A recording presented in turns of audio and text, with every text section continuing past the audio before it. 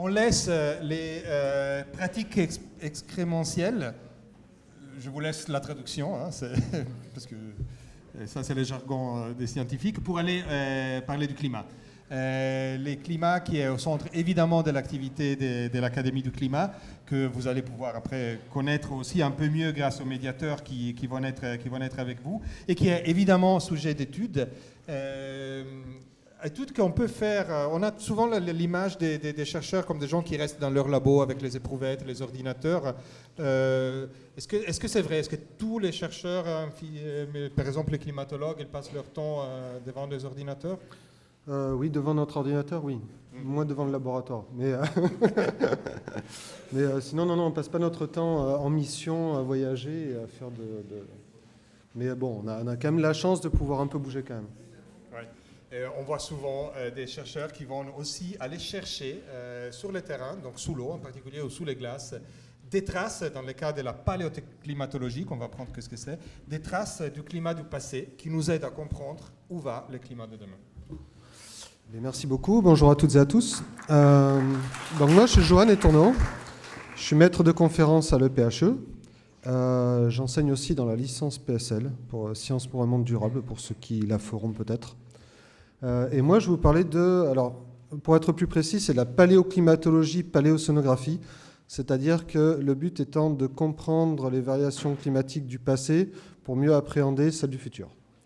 Donc là, sur cette image, je vous ai présenté donc l'Antarctique, qui est une des régions sur lesquelles je travaille principalement.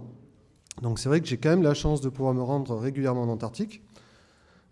Et plus particulièrement dans la région en rouge, qui est la péninsule antarctique, donc qui se situe juste en dessous de l'Amérique du Sud, et qui en fait, si elle apparaît en rouge, c'est parce que c'est une des régions qui actuellement se réchauffe le plus en Antarctique et à l'échelle globale. Et comme vous le savez, l'Antarctique, même si c'est très loin de chez nous, ça n'empêche qu'il y a quand même des impacts climatiques là-bas, et qui nous reviennent aussi, puisque en fait, la glace qui va fondre en Antarctique va avoir un impact directement sur l'élévation du niveau de la mer, par exemple.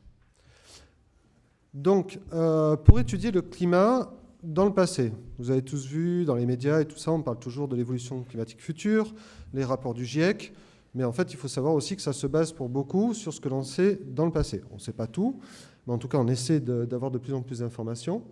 Et donc, la première chose que l'on fait, c'est comment on étudie le climat sur plusieurs milliers, voire millions d'années.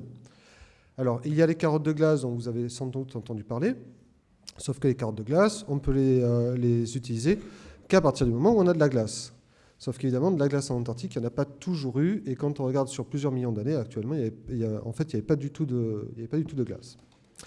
Donc, la question, c'est comment on étudie les différents paramètres climatiques, par exemple les trajectoires d'iceberg, la présence ou l'absence de banquise, comme vous pouvez le voir en haut à droite, aussi les températures, les changements de température de l'océan ou de l'atmosphère, la progression des différents glaciers, mais également de toute la vie que l'on retrouve sous la glace, c'est-à-dire comme par exemple ici des algues qui, elles, poussent directement en dessous.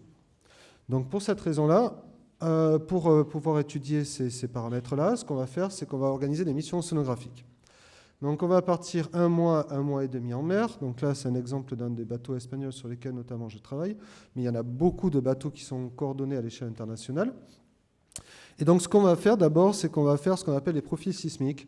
C'est-à-dire qu'on va aller scruter le fond de l'océan, où on va essayer de voir quels sont les sites potentiels pour aller récupérer des sédiments marins qu'on va se servir en tant qu'archives climatiques du passé.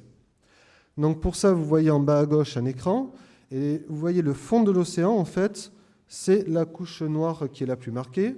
Là, ici, on est à peu près à 1000-1500 mètres de profondeur, mais on peut aller beaucoup plus loin que ça. On peut aller à 3, 4, 5000 mètres de profondeur.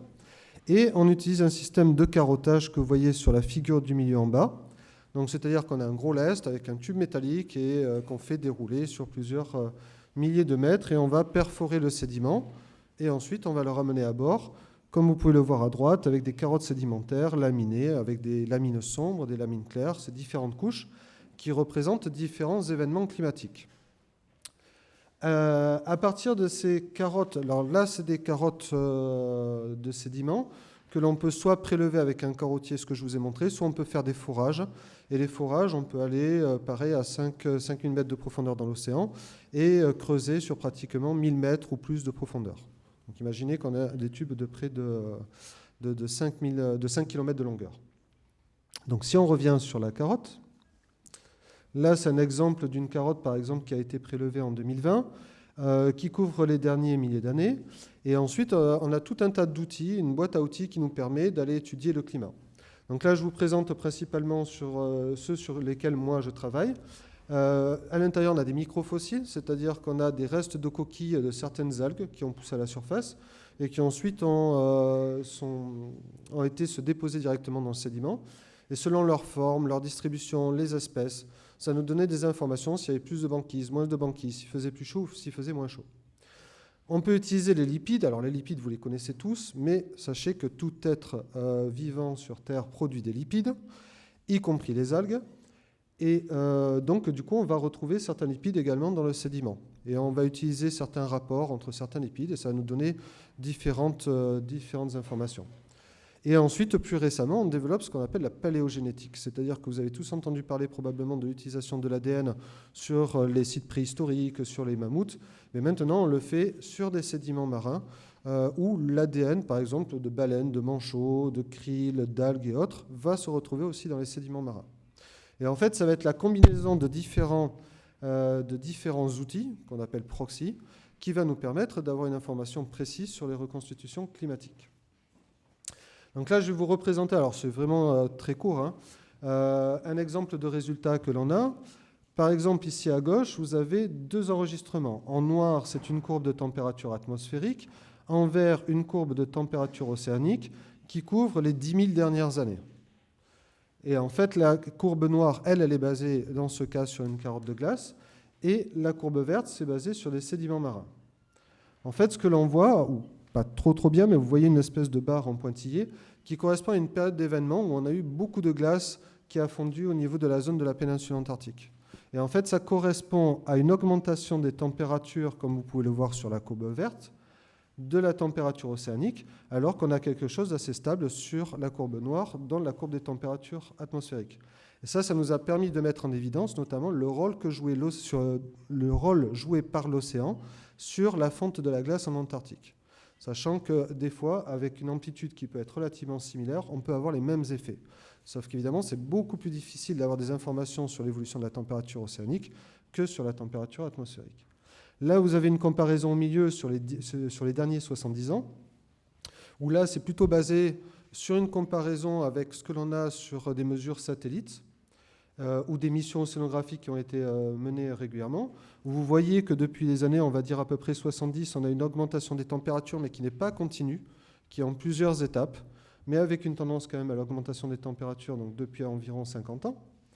Et ensuite, à droite, vous avez les projections que l'on a fait d'ici 2100 pour essayer d'estimer à peu près la trajectoire de la température, des températures atmosphériques et océaniques. Et comme vous pouvez voir, ces deux courbes se suivent et en fait, elles augmentent en parallèle. Donc on fait toujours le lien en paléocéanographie entre le passé, le présent et le futur. Évidemment, ça, c'est une étude, mais il y en a plusieurs autour de l'Antarctique, et on ne le fait pas uniquement sur les températures, c'était seulement un exemple, mais on le fait aussi sur l'activité biologique, on le fait aussi sur les glaciers, et ainsi de suite. Voilà, je vous remercie pour votre attention.